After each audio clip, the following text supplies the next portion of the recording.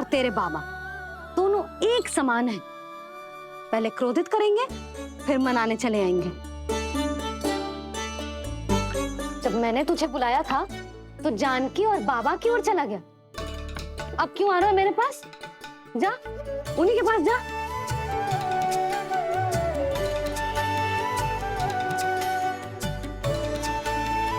देख लल्ला, अब अपनी जो प्यारी सी मुस्कुराहट दिखा के ना मुझे मनाने का प्रयास मत ही कर। मैंने कान्हा कहाँ गया? कहाँ गया कान्हा? कान्हा ना?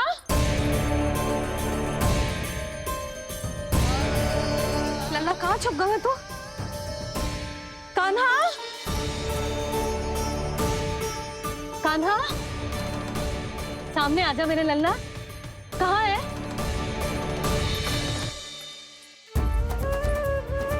कान्हा सामने आजा लल्ला, अब मैया कभी ना रूठेगी तुझसे। कान्हा, कान्हा, लल्ला, लल्ला,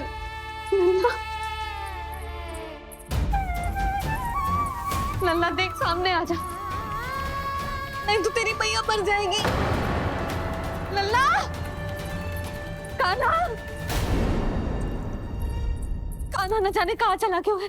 अभी तो यही था, न जाने कहाँ चला गया है। तो उसकी पायल है, कहीं बाहर तो ना चला गया कोई मेरे लल्ला को? यशोदा, कोई ना लेगा होगा लल्ला को, और वो स्वयं भी कहीं ना जाएगा, यहीं कहीं होगा। आप इतने शांत कैसे हो? आपको कुछ पता है क्या? ये क्या है? एक पायल अभी भी उसके पैर में है, और है तो अपनी मैया का ही लल्ला। एक जगह टिकेगा ना हो, इसीलिए कह रहा हूँ कि मैं पल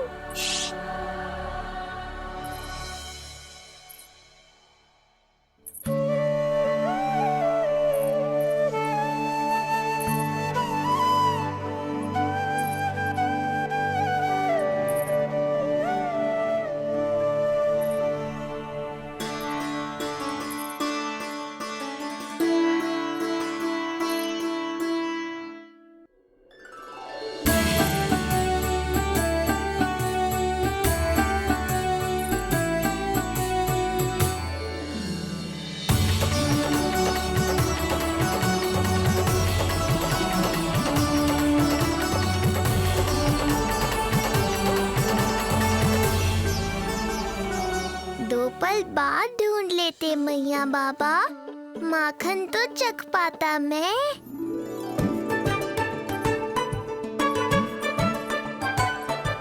ये क्या कर रहे है तू?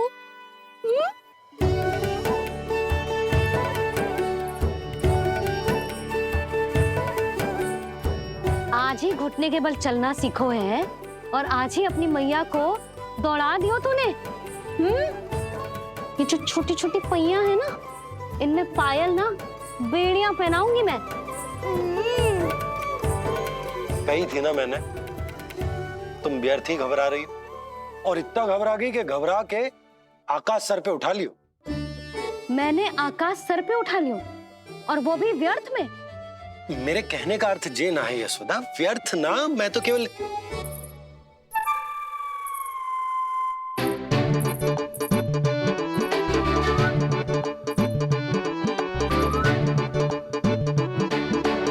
इसका अर्थ ये है कि कान्हा जानकी के पीछे ना जा रहा था। जब आप भी बाहर जा रहे थे तो जे आपका पीछा ना कर रहा था। इसे तो बस बाहर जानो है। क्या चल रहा है? हाँ,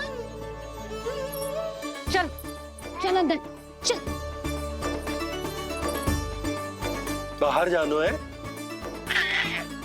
अभी अभी घुटने के बल चलना सीखो है, और अभी से बाहर जाना है? असंभव। क्यों? क्यों का क्या मतलब? इतने छोटे से बालक को कोई बाहर ले जाता है क्या? हाँ यशोदा, यदि ये बाहर ना जाएगो तो संसार के बारे में समझेगो कैसे? सुनो, इसका निष्क्रमण संस्कार भी आज ही करा देते, सीधा इसे मंदिर लेकर जाते। ना ना, इतनी शीघ्रता की कोई आवश्यकता ना है। जे देखो देखो बाहर कितनी धूप है। धूप कहाँ है यशोदा? बादल हैं बाहर तो। हाँ तो वर्षा हो गई तो मेरा काना भीग जाएगा, उसका स्वास्थ्य बिगड़ जाएगा ना। बहाने क्यों बना रही हो यशोदा? तुम भी जानती हो कि ये वर्षा वाले बादल ना है, और कब तक इसे भीतर रखोगी? तुम भी इसके साथ वही कर रही हो जो रोहिणी भाभी ने इसके बलदाऊ के साथ किया। मैया मान जाओ ना। और उस दिन तो तुम रोहिणी भाभी को इतना अच्छे से समझा रही थी, आज तुम्हें क्या होगा? अभी तो इसने घुटने के बल चलना सीखो है यशोदा। अभी इसे बाहर ना लेकर गए ना, तो जब ये पांव पर खड़ा होना सीखेगो ना, तो अकेले ही बाहर भाग जाएगो। नाना, मेरा काना अकेले कहीं ना जाएगा। यशोदा, तो फिर अभी इसे ले जाने दो और गोकुल घुमाने दो।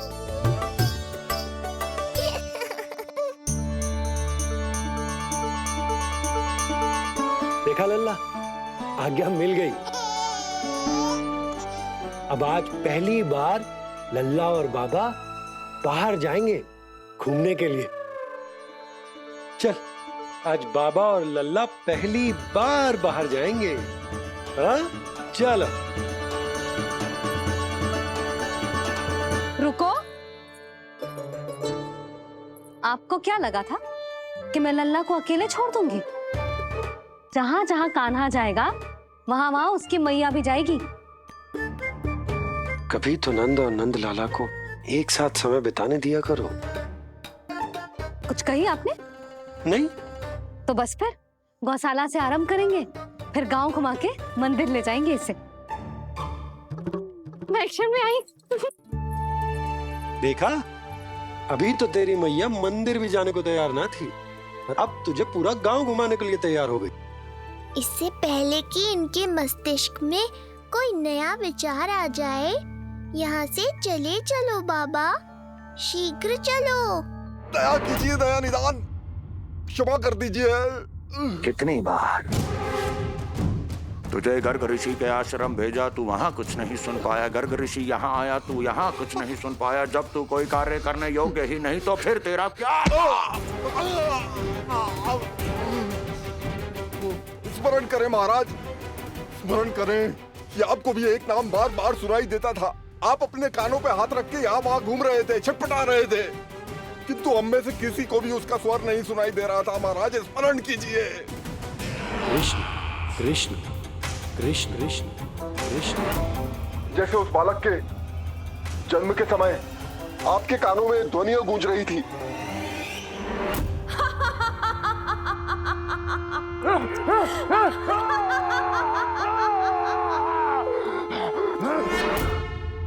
लेकिन हमें वो नहीं सुनाई दिया। ठीक उसी तरह महाराज, उस समय मेरे कानों में भी एक शंखनाद गूंज रहा था, और उसकी ध्वनि ने मुझे कुछ भी नहीं सुनने दिया महाराज। और मुझे लगता है कि ये सब उसी विष्णु की कोई माया है, या फिर श्राद्ध के नाम पर ये सब मिलकर कोई योजना बना रहे हैं। महाराज, इस निर्दोष को मारने से क्या होगा? मैंने तो आपसे पहले ही कहा था कि उन दोनों को महल से बाहर मत जाने दीजिए।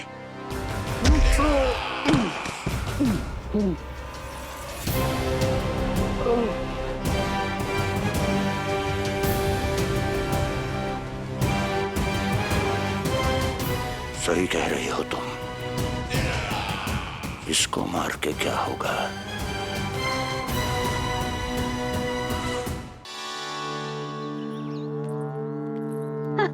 कान्हा, जे देख, जे है रामू, तेरा भैया,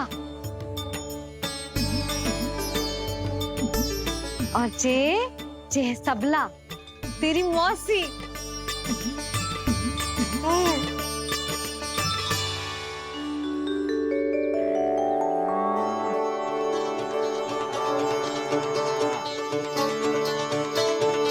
जी, कान्हा को देख के सबला की भी ममता उमड़ आई। सुनो, पूरा गांव घुमानो है, उसके पहले ही मेरे कान्हा की बुरी दृष्टि उतार लेते हैं, नहीं? अच्छा। हे गौ माता, आज तुम्हारा भतीजा पहली बार घर से बाहर निकल रहा है, इसे सबकी बुरी दृष्टि से बचाइयो।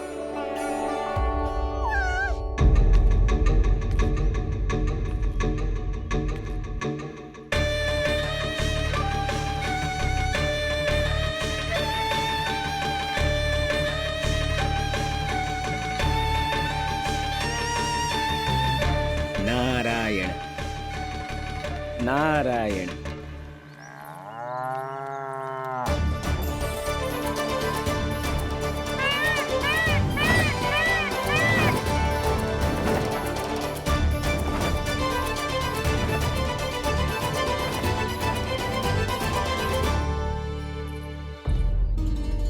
देखा प्रभु, लोग आपके चपलासुर का कितना सम्मान करते हैं, पर आपके दरबार में मुझे आपका चापलूस कह के ही पुकारते हैं प्रभु कंस।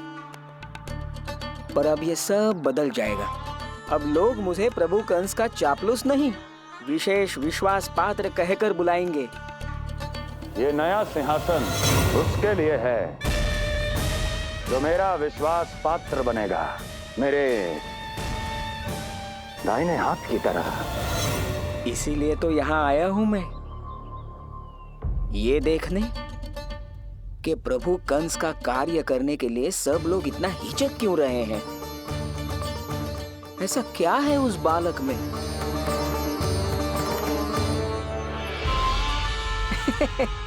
नारायण।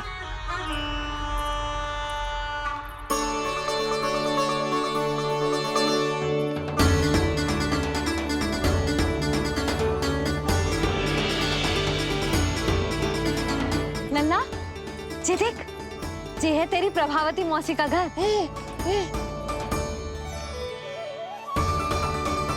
और वो देख, वो रहा तेरे दाऊ का घर। देख क्या रोए, तेरे दाऊ भी चल रहे हैं हमारे साथ।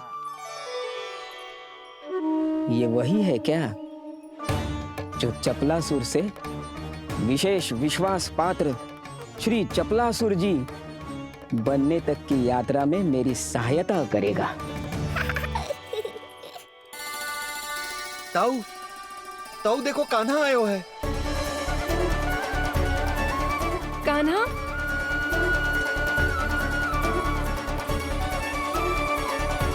घर से बाहर आकर तो और भी निखर गए हो गोकुल का राजकुमार। हाँ, अपना पहला गांव दर्शन में बड़ा आनंद ले रहा हूँ लल्ला।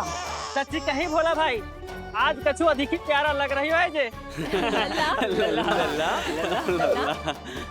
जी क्या भीड़ लगा रखी है तुम सबने? हाँ, जी मेरा लल्ला है, कोई दिखावट की वस्तु थोड़ी ना है। सब घेर के खड़े हो गए। यशोदा, जी देखो रोहिणी जीजी भी आ गई।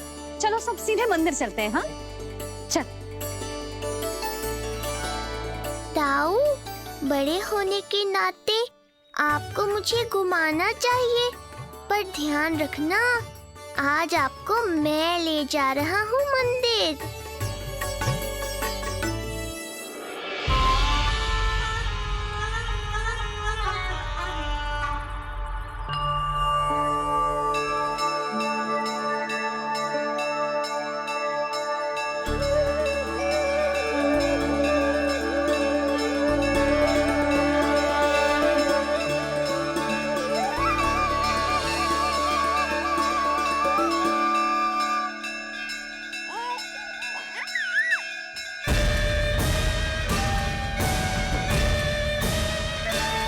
ये कैसे संभव है? ये अवश्य वायु के वेग से ही बच रही होंगी। प्रणाम। आशीर्वाद। आयुष्मान भव।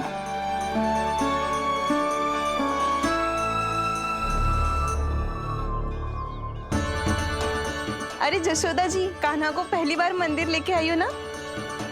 बहुत ही अच्छे समय पे आई हो। देसी घी का हलवा बनाया मैंने प्रसाद में। इतनी अच्छी सुगंध, हलवा तो स्वादिष्ट लग रहा है।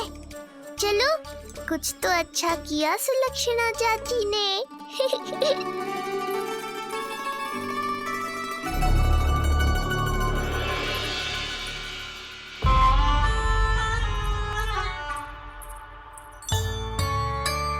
ओह, मेरे लिए इतना बड़ा भाग। पता नहीं था कि इनका हृदय इतना बड़ा है। सबको प्रसाद दे दियो, अब स्वयं भी तो खाना चाहिए। अरे चाची, पहले मुझे तो खिला देती।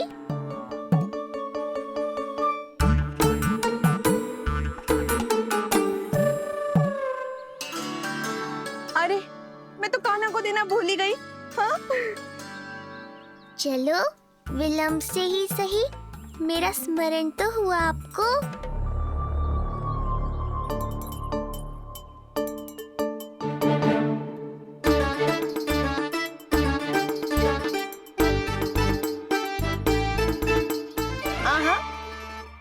अभी नहीं खाना, तनिक बड़ा हो जाना, फिर खाना जितनी इच्छा हो।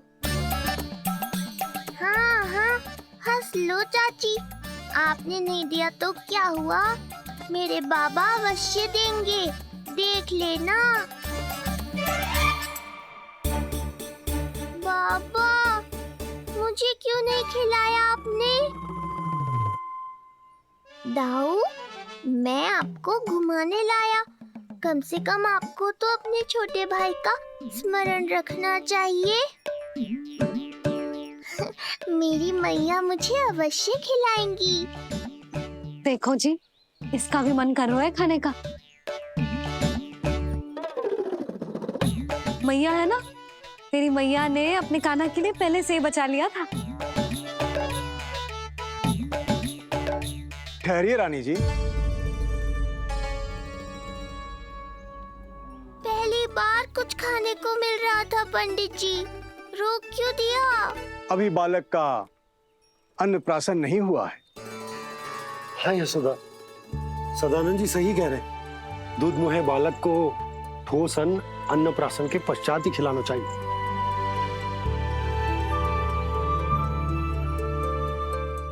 ना लल्ला, तू बस अन्नप्राशन तक रुक जा, उसके बाद तू जो कहेगो ना, तेरी मैया खिलाएगी तुझे। ये तो साधारण सा बालक है, बहुत ही सरलता से मैं उसे अपने मार्ग से हटा दूंगा।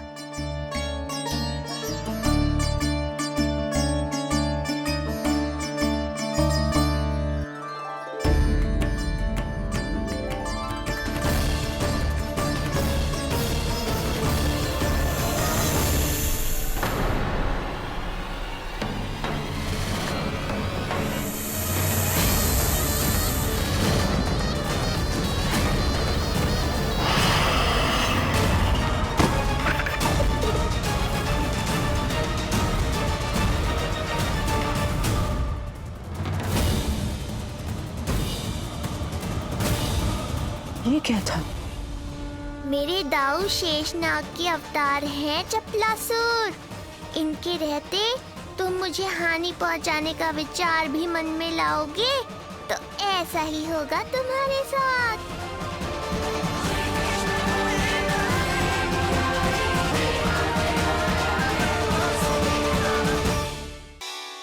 दाऊ, अकेले अकेले प्रसाद खाकर ठीक नहीं किया आपने। पंडित जी, जे हमारा कान्हा घुटने के बल चलने लगो है, तो क्यों ना इसका अन्न से परिचय करा दिया जाए।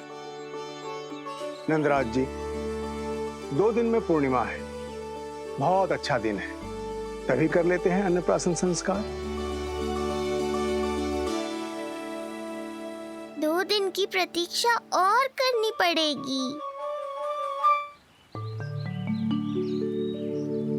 जिज्जी, मेरा तो मन किया आज ही कर दूं अपने कान्हा का अन्नप्राशन। यशोदा, मैं तुम्हारी हृदय की पीड़ा समझती हूँ, पर तुम्हें और तुम्हारे लल्ला को 2 दिन और ठहरना है, ठीक है? अरे अरे अरे, बस भर गया।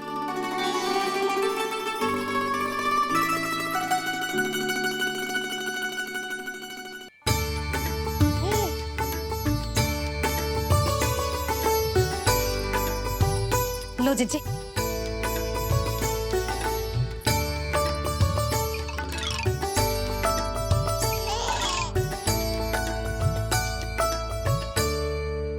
प्रसाद नहीं मिला तो माखन तो है।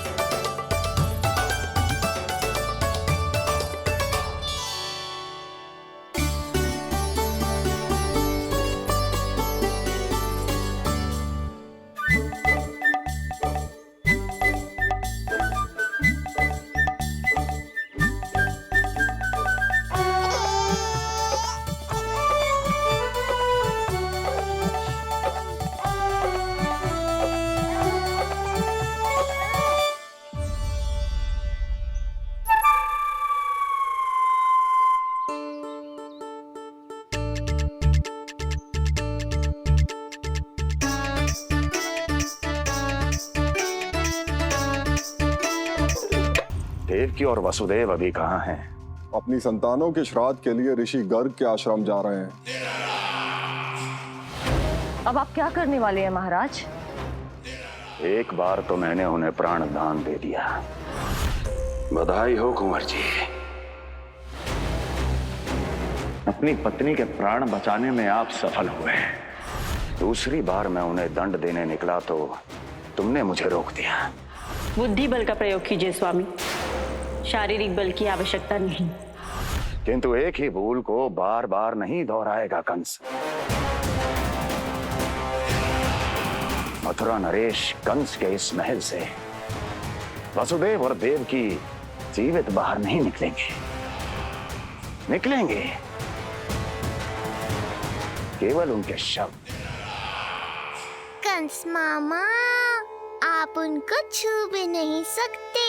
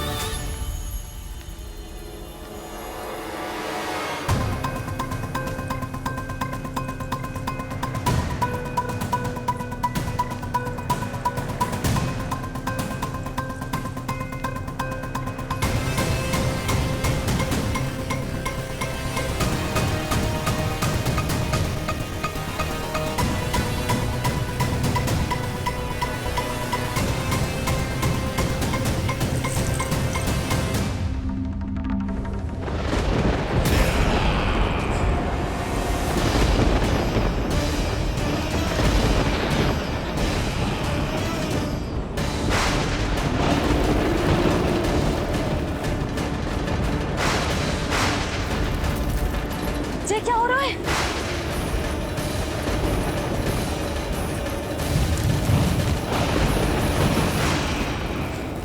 ये क्या हो रहा है?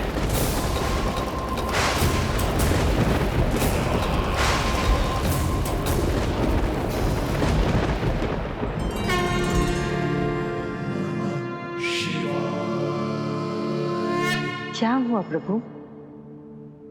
आप अचानक इतने चिंतित क्यों हो गए? कृष्ण ने अपने पांव का अंगूठा अपने मुख में रख लिया है देवी। इसमें चिंतित होने की कोई बात नहीं है प्रभु। ऐसा तो हर बालक कभी ना कभी करता ही है। पर सखा कोई साधारण बालक नहीं है देवी पार्वती, तो भगवान है। यदि वो ऐसे ही अपने अंगूठे को मुख में रखकर खेलते रहे तो अवश्य ही आ जाएगी। कौन आ जाएगी प्रभु? प्रलय आ जाएगी देवी, प्रलय आ जाएगी देवी। हे नारायण जी, क्या हो रहा है?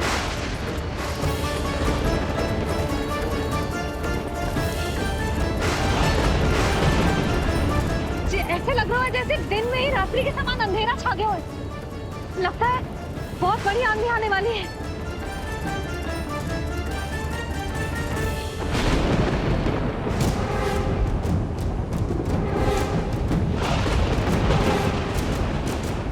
ये भीषण आंधी, ये मूसलाधार वर्षा, तुम दोनों ने ऋषि गर्ग के साथ मिलकर अवश्य कोई योजना बनाई है ना? बोलो बोलो, क्या है वो योजना? बोलो।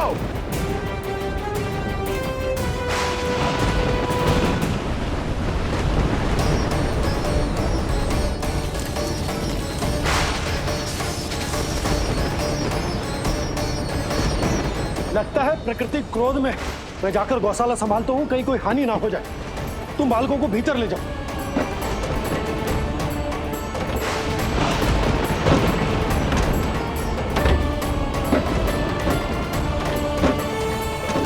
जी द्वार और झरोखे बंद करते हैं। हाँ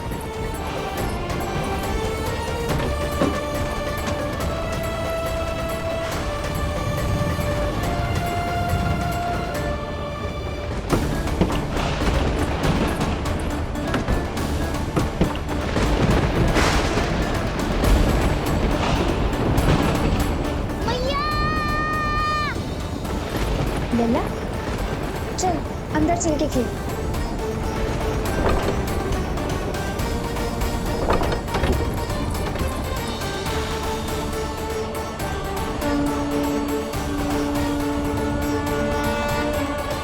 आपके सखा तो ध्यान निद्रा में चले गए हैं प्रभु। इनकी ये अंगूठा चूसने की सामान्य सी क्रिया का कितना घातक प्रभाव पड़ रहा है, इन्हें तो पता भी नहीं है।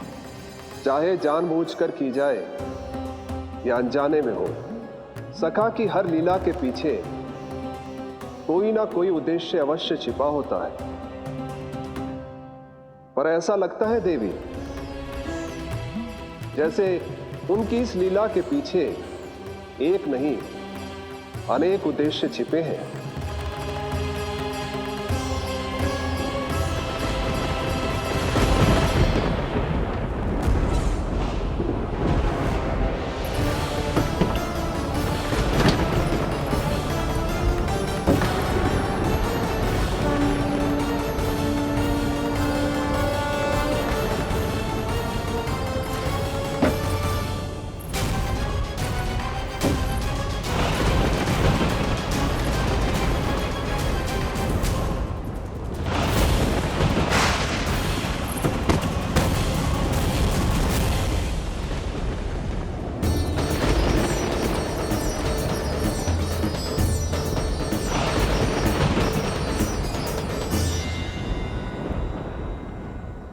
देख रही हो चिज्जी, प्रसाद ना मिली खाने को, तुझे पाँव का अंगूठा ही चूसने लग गयो।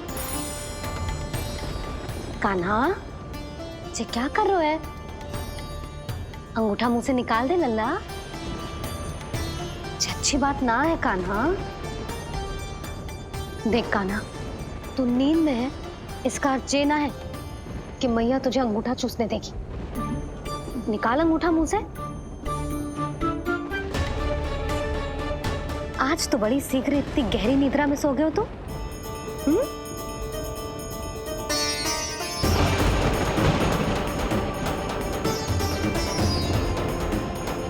देख रही हो ना चिच्ची, अंगूठा मुंह से निकालने को तैयार ही ना जी।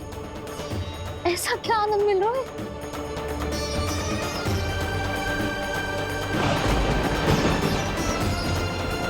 अधिक बल भी ना लगा सकती, अत्यधिक नींद में है, कहीं इसकी आंख ना खुल जाए। रानी भाभी, लगता है तीव्र वर्षा होने वाली है।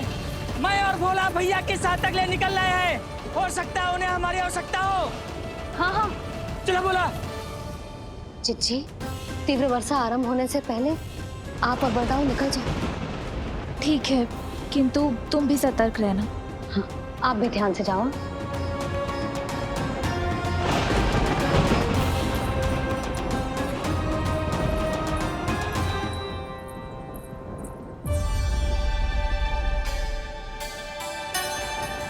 हे नारायण, वस्त्र बाहर सूख रहे हैं और तेरे अन्नप्राशन वाले चावल भी रखे।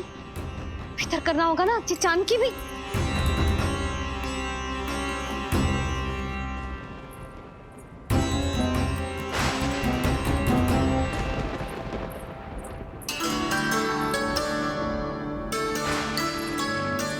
लल्ला, वैसे जी बहुत बुरी बात है।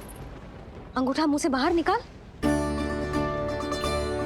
केवल 2 दिवस में तेरा अन्नप्राशन है, फिर सब खाइयो। तनिक धैर्य रख। गुड़ तो प्रभु, स्वयं कृष्ण की मैया इनका अंगूठा नहीं निकाल पाई, तो अब और कौन निकालेगा? कैसे रुकेगी ये प्रलय? इसका एक ही अर्थ है देवी,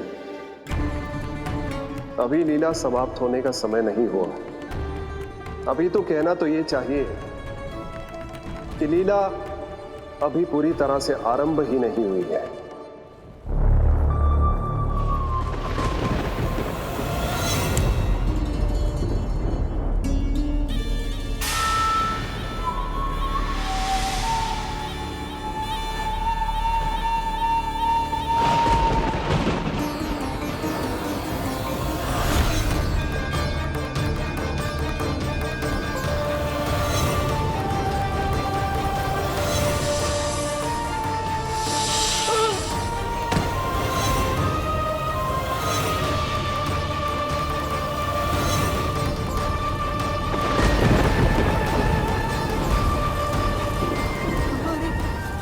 कंस ने प्रलय बुला ली। कंस ने प्रलय बुला ली।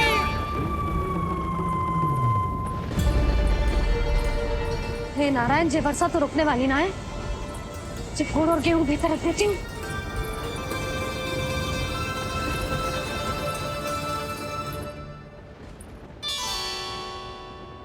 जे देख रहे हो गुड़, जे तेरे अन्नप्राशन के पकवानों के लिए ही है। कैसे कैसे करके बचा के लाई हूँ, कुछ पता भी है तुझे? और तू है कि जे अंगूठा ही चूसे जा रहा है। हाँ नहीं तो।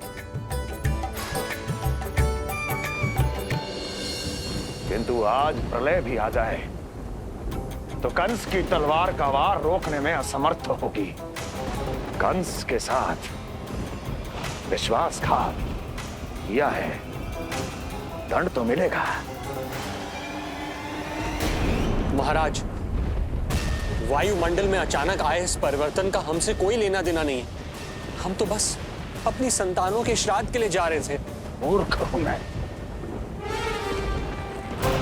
मूर्ख हूं मैं। कंस एक मूर्ख है, मूर्ख हूं मैं। अब अच्छी तरह जानता हूं मैं, श्राद्ध केवल एक बहाना है। किंतु सत्य यह है कि तुम और वो ऋषि गर्ग मिलकर मेरे विरुद्ध एक षड्यंत्र रच रहे हो, और ये तुम्हारी योजना है। भैया, ये आप क्या कह रहे हैं? कैसा षड्यंत्र, कैसी योजना? हम तो केवल श्राद्ध के लिए गए थे। बहुत अवसर दिए मैंने तुम दोनों को, किंतु तुमने बार बार मुझे मूर्ख बनाया। इसलिए अब मैं अवसर दूंगा अपनी इस तलवार को।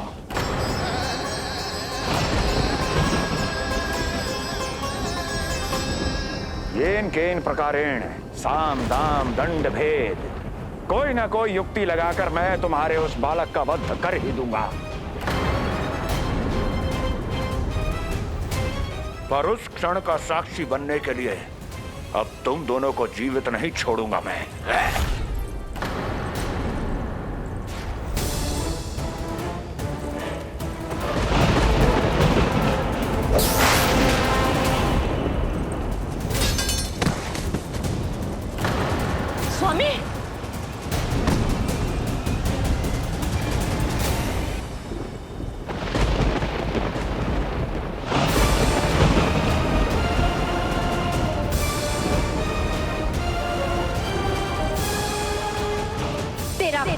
तेरी प्रिय बहन के गर्भ से उसकी 8वीं संतान बनकर जन्म लेगा और तेरा विनाश करेगा, विनाश करेगा, विनाश करेगा।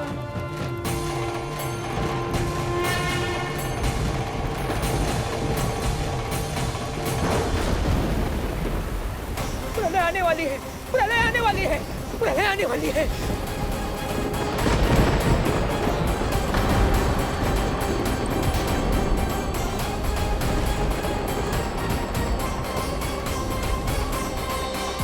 यदि कंस को रोकना, अपने माता पिता की रक्षा करना और चपलासुर के ब्रह्म को मिटाना ही इस लीला के उद्देश्य थे, तो ये सभी उद्देश्य पूरे हो चुके हैं प्रभु। अब तो ये प्रलय रुकनी ही चाहिए।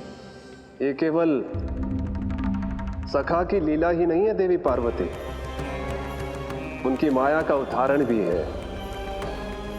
मार्कंडेय ऋषि को दिए गए वरदान को पूरा करने के लिए ही ये सब हो रहा है। कौन सा वरदान प्रभु? प्रभु की माया को साक्षात अपनी आंखों से देख पाने का वरदान।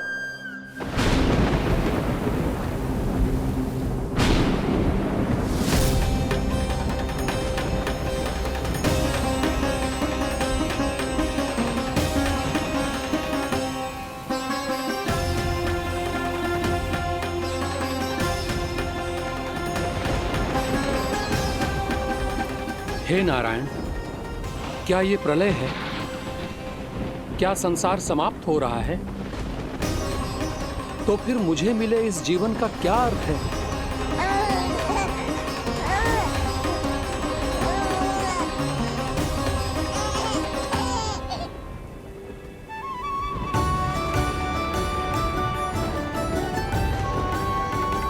ये बालक यहां कहां से आया?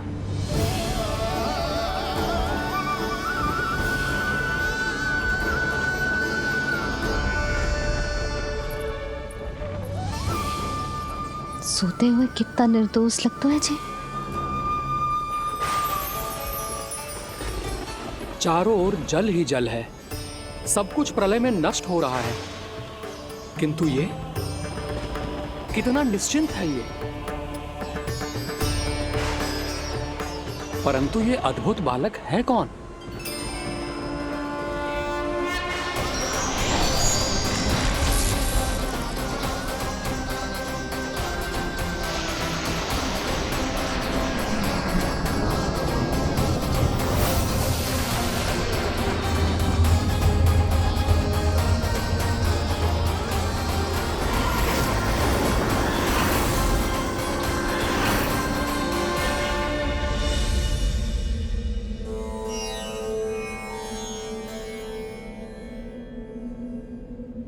जिन घने काले बादलों ने आकाश को घेरा हुआ था, कहां गए वो?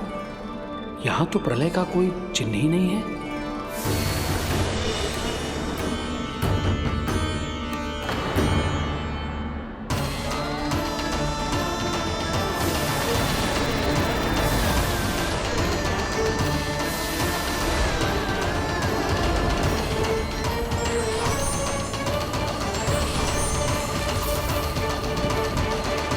ये आप ही की माया थी ना प्रभु? मुझे इसका साक्षी बनाने के लिए आपका बहुत बहुत धन्यवाद। परंतु इसका अर्थ क्या है प्रभु?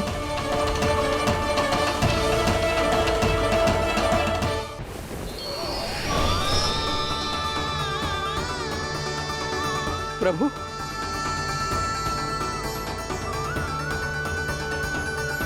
इसका अर्थ ये है कि ये मानव संसार वट वृक्ष पर स्थित है और मानवों का जीवन काल वट वृक्ष के पत्ते पर विश्राम करती एक जल की बूंद के समान होता है। वो बूंद जो किसी भी क्षण नीचे गिर सकती है। आपने तो स्वयं देखा है महर्षि, ये संपूर्ण जगत, ये महाब्रह्मांड मेरे ही भीतर स्थित है। ये उदाहरण है इस बात का कि जो दिखता है उसके कई स्वरूप होते हैं। जो आज आप देख रहे हैं वो पहले भी हो चुका है। और आगे भी होगा। सब कुछ एक माया है। प्रलय का होना, जीवन का होना, दुख, सुख, सब एक भ्रम है। ठीक उसी प्रकार जिस प्रकार एक जलाशय में दिखने वाला प्रतिबिंब आपकी वास्तविकता नहीं बल्कि एक भ्रम होता है। इसलिए मनुष्य को सदैव ध्यान रखना चाहिए कि जीवन में कोई भी संकट क्यों ना आए, वो इस प्रलय की तरह केवल एक भ्रम ही होता है। ऐसे समय में जो संकट के सामने झुक जाते हैं या अधर्म का साथ देते हैं, वह स्वयं को उस भ्रम रूपी प्रलय में डुबोकर नष्ट कर लेते हैं।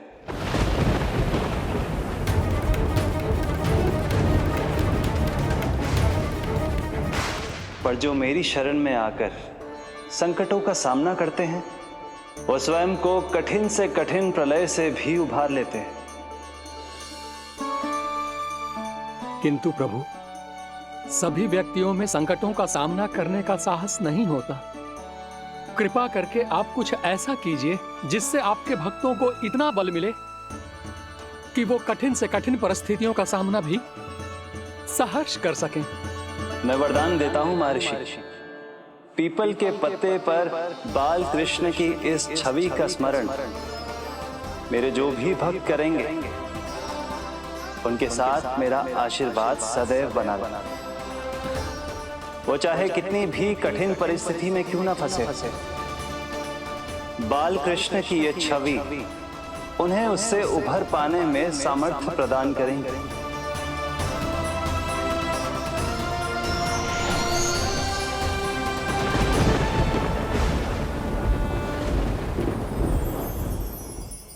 अद्भुत। तो ये कोई साधारण लीला या भ्रम नहीं था, मानव मात्र को नारायण से मिला वरदान था ये। पर अब क्या होगा प्रभु? कैसे रुकेगी ये प्रलय?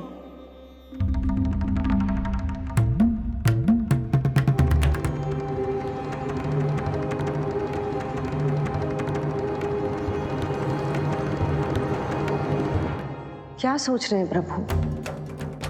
क्या आप रोकेंगे ये सब? नहीं प्रिय,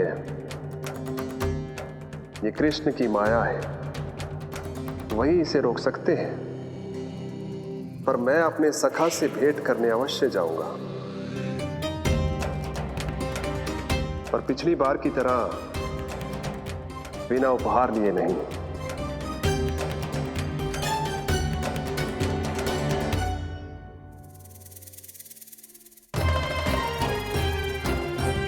उपहार?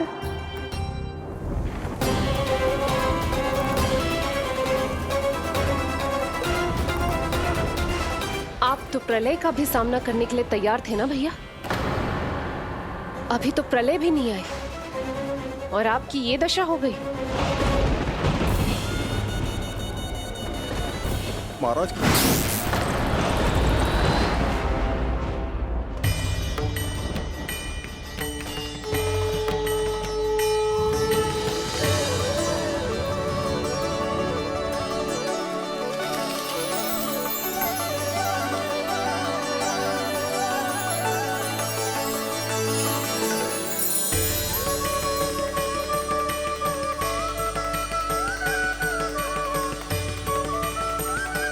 महादेव, आप उपहार में ये निष्प्राण वस्तु देंगे अपने सखा को? सही पहचाना देवी, पर उपहार देने से पहले इसे आकार दूंगा मैं, क्योंकि प्राण तो इसमें बाल कृष्ण ही भरेंगे।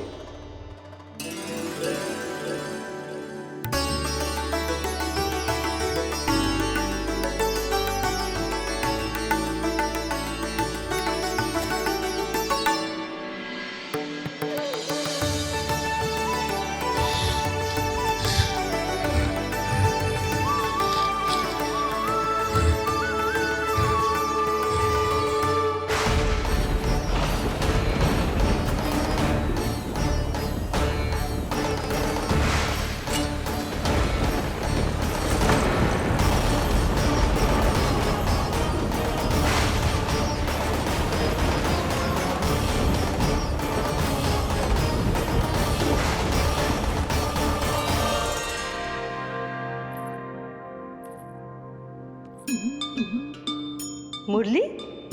बस उन्हें मेरा उपहार अच्छा लगे। यदि यशोदा मैया ने आपको अपने सखा से मिलने से फिर से रोक दिया तो? इस बार चुपचाप छिपकर उनकी दृष्टि से बचकर जाऊंगा देवी पार्वती। उन्हें पता ही नहीं चलने दूंगा। संभालिएगा प्रभु, यदि यशोदा मैया ने आपको पकड़ लिया तो लेने के देने पड़ जाएंगे महादेव।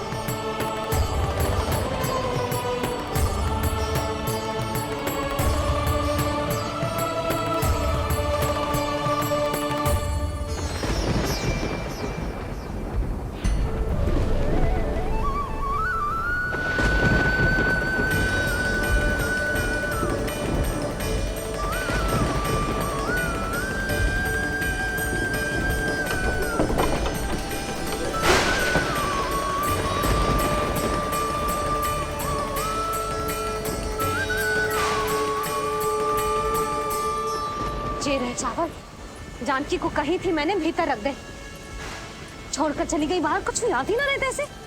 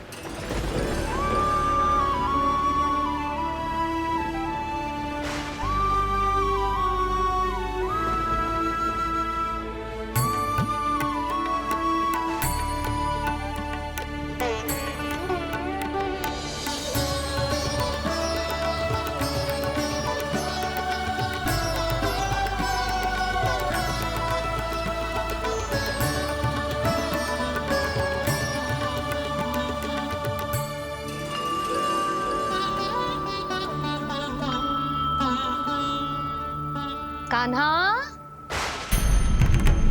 अंगूठा निकाल दे लल्ला, नहीं तो रुक जा, मुझे ही अंगूठा निकालना पड़ेगा तेरा। पूरे वस्त्र भीग गए मेरे, कहीं मेरे कारण इसका श्वास ना बिगड़ जाए। वस्त्र बदल के आ रही है मैया।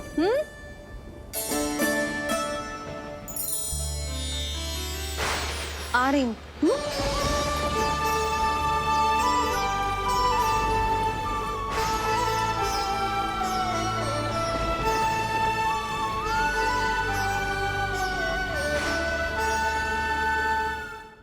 शासन की नींव भय होती है महाराज, और आपका पूरा साम्राज्य भय पर ही टिका हुआ है। यदि आप ही इस तरह से भयभीत दिखाई देंगे तो आपके साम्राज्य को डगमगाने से कोई भी नहीं रोक पाएगा। एक बार आपने ही कहा था ना कि अपनी दुर्बलता कभी किसी को मत दिखाओ। प्रजा को भयभीत कंस नहीं, भयानक कंस दिखना चाहिए, भयानक कंस। अब आप ये सिद्ध कर दीजिए कि भय आपके शत्रु का नहीं, आपका शस्त्र है। महाराजा धीराज, कंस का शस्त्र।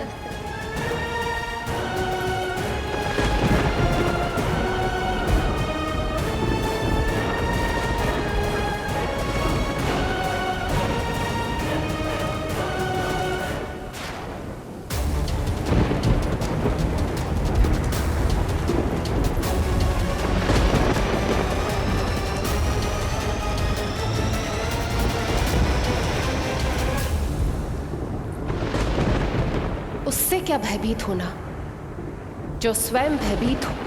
उससे क्या भयभीत होना, जो स्वयं भयभीत हो। सखा, इस माया को विराम देने का समय आ गया है।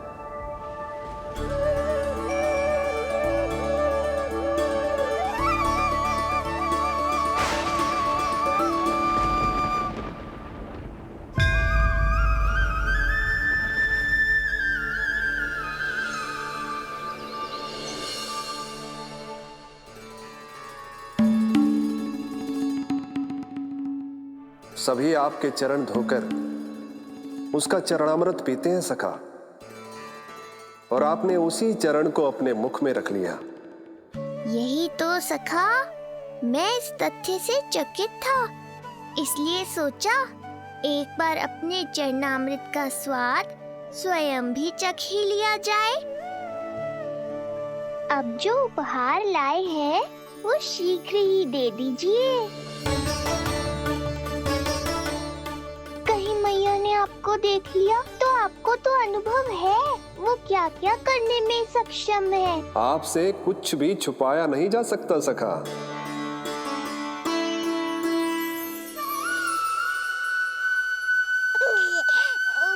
इन अधरों पे पांव के अंगूठे से अधिक ये मुरली शोभा देगी सखा।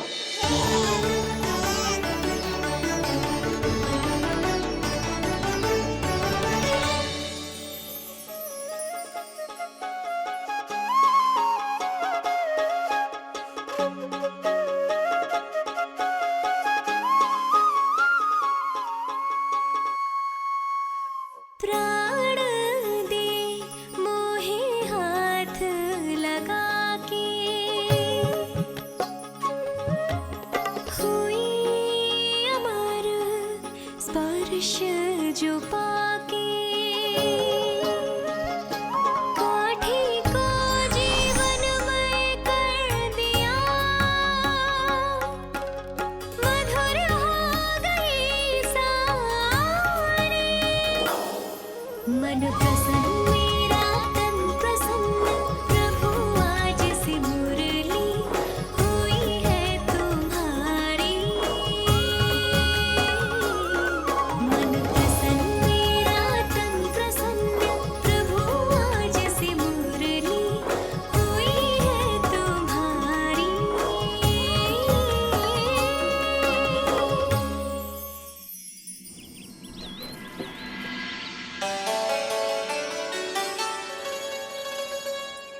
तुम्हारी भक्ति ने मेरा मन जीत लिया है मुरली। शीघ्र ही सारा संसार तुम्हें मेरे नाम से और मुझे तुम्हारे साथ से पहचानेगा।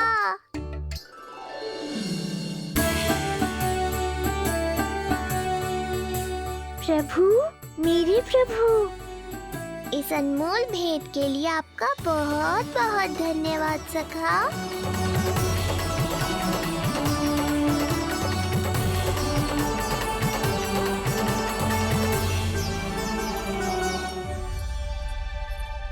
सखा, मैया,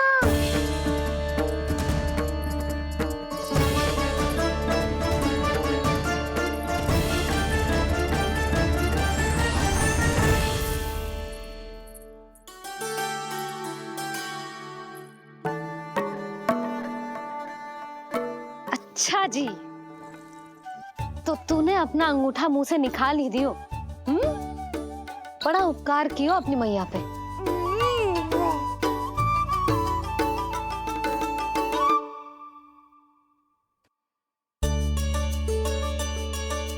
प्रभु, मैया, ऐसा मत करो, मेरी मुरली वापस दे दो मुझे।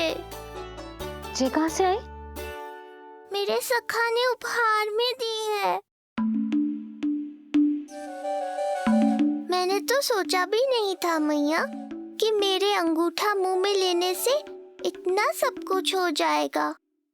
तेरे मुख पे छाई ये दृष्टता की छाया साक्षी है। ये जो भी हुआ, ये तुम दोनों, उस ऋषि गर्ग और तुम्हारे उस पुत्र का किया धरा है, जिसे तुमने मुझसे छुपा रखा है। जो स्वयं दूसरों का बुरा करते हैं, उन्हें सदैव यही लगता है कि उनके पीठ के पीछे उनके विरुद्ध कोई ना कोई षड्यंत्र हो रहा है। मुझे तनिक भर भयभीत देखकर इतना साहस आ गया तुझमें कि मुझे प्रति उत्तर देगी। लगता है तुम दोनों महाराज की तलवार के वार को भूल चुके हो।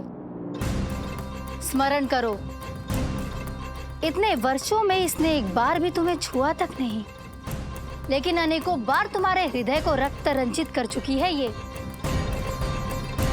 मेरी इस तलवार ने तुम दोनों की 6 संतानों का रक्त चखा है और अब एक और संतान के रक्त में स्नान करने वाली है ये। वो संतान जो गोकुल में पल रही है। बस कंस भैया बस, बस कंस भैया बस, बस कंस भैया बस।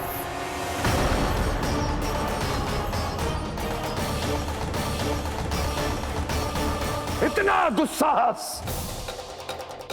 तू मुझसे ऊंचे स्वर में बात करेगी अपने बड़े भाई के सामने? बड़े भाई जैसे कौन से कर्म किए हैं आपने? और अब जो कुकर्म करने की आप सोच रहे हैं उसमें भी असफल होंगे आप। देवकी। नहीं स्वामी, आज मत रोकिए मुझे। बहुत सह चुके हैं हम, बहुत मौन रह लिए, परंतु आज इन्हें सत्य का पता चलना ही चाहिए। भैया, आपको क्या लगता है आप बहुत शक्तिशाली हैं तो अपना भाग्य बदल सकते हैं? आप भगवान विष्णु का सामना कर सकते हैं। ये भ्रम राक्षस राज रावण को भी था और यही भ्रम स्वयं को भगवान समझने वाले हिरण्यकश्यप को भी था। पर ना रावण के 10 शीश बचे और ना ही हिरण्यकश्यप का अस्तित्व। पेट चीर के उनके प्राण निकाल लिए थे भगवान ने। तो सोचिए भैया, आपकी क्या दशा करेंगे वो? मैं आज तक ये बात समझ नहीं पाई कि ये आपका अभिमान है या अज्ञान, जो आप भगवान विष्णु का सामना करने चले हैं। देवकी! इस क्रोध का आप कोई लाभ नहीं है भैया। अब तक मैं व्यर्थ ही आपसे भयभीत होती रही, परंतु अब और नहीं। जब हमारी रक्षा स्वयं भगवान विष्णु कर रहे हैं तो फिर आपसे कैसा भय? जब हमारी रक्षा स्वयं भगवान विष्णु कर रहे हैं तो फिर आपसे कैसा भय? तू क्यों मुस्कुरा रहा है? अब जे मत ही सोचना कि मैया फिर से अंगूठा चूसने देगी तुझे। अब उसकी आवश्यकता ही नहीं पड़ेगी मैया। आपकी मृत्यु भगवान विष्णु के अवतार द्वारा ही होगी। आपकी मृत्यु भगवान विष्णु के अवतार द्वारा ही होगी। आपकी मृत्यु भगवान विष्णु के अवतार द्वारा ही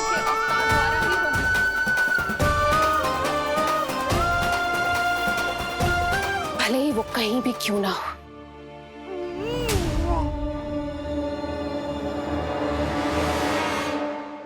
चाहे वो कहीं भी क्यों ना हो, मैं जानता हूं वो कहां है। देखिए,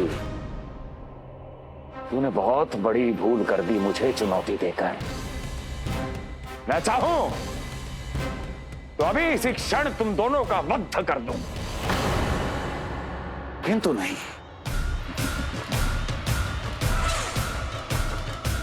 तुम्हें श्राद्ध करना बहुत प्रिय है ना?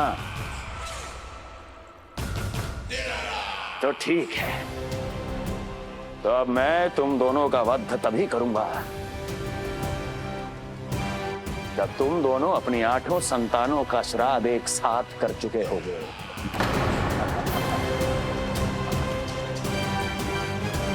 श्राद्ध की तैयारियां करो।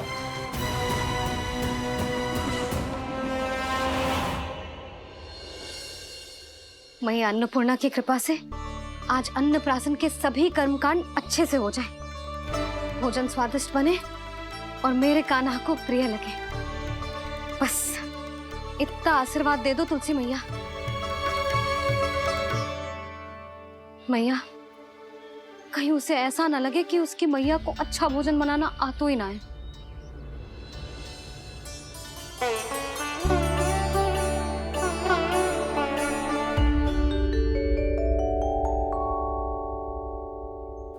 मैया, इतने दिन तक तो कुछ खाने को दिया नहीं, और अब जब खाने का अवसर आया है तो व्यग्र हो रही हो। मेरे बारे में भी तो कुछ सोचिए प्रभु। 2 दिन से यहीं अटकी हूँ। अटकी नहीं हो मुरली, तुम तो लटकी हो। प्रभु। हाँ हाँ मुरली, मुझे भी तुम्हारा साथ चाहिए, पर क्या करूं? मैया ने तुम्हें मेरी पहुंच से बहुत ऊपर लटकाया है। पर प्रभु, मैं अब तक पहुंचूं कैसे?